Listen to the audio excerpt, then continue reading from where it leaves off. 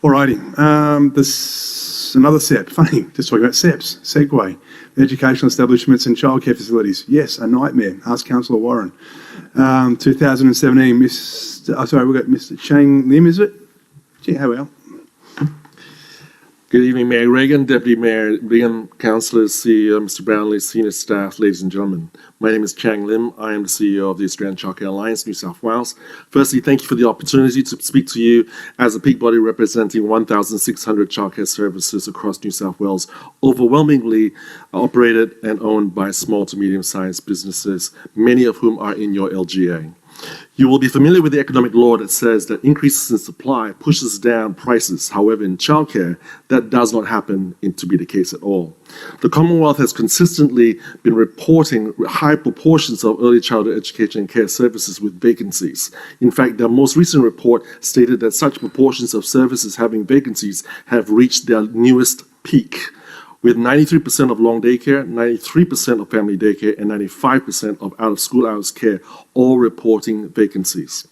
And although I'm not one of your local residents, we hear some disquiet from some of your residents of the new childcare centres proposed and approved in your neighbourhoods that seem to be inappropriate. We believe that ever since the SEP, Educational Establishments and Childcare Facilities, was first introduced in 2017, it's local councils and their local communities who have lost a significant amount of local sovereignty to properly regulate local council supply. Hence, since the SEP's introduction, we have been campaigning for changes, especially as restoration of appropriate local regulatory powers to local councils and local communities. Albeit late, the review of the SEP has already conceded a number of its flaws. For one, it has agreed to restore councils' powers to have separation requirements between existing and the new proposed childcare centres. For another, it is requiring greater consideration of impact to the local amenity and character. We suspect that these proposals are still not enough, as outlined in our formal submission to the New South Wales Department of Planning, a copy of which you now have by email and available from our website.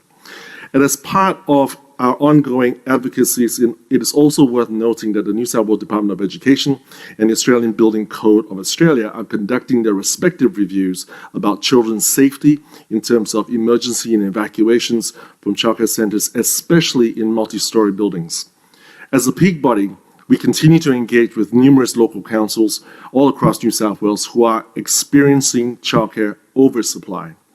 One of the largest have already just been invited us to a councillors' workshop to consider the SEP, their LEPs and their DCPs, as well as their own advocacies to both New South Wales Government and the federal government. I'm grateful to you listening to me, and I'm happy to assist you if the Northern Beaches Council also have similar concerns. Excellent, thank you. I'm sure we'll be in contact. I think you sent something through today, which is great, so we'll have a read. Thanks for letting us know.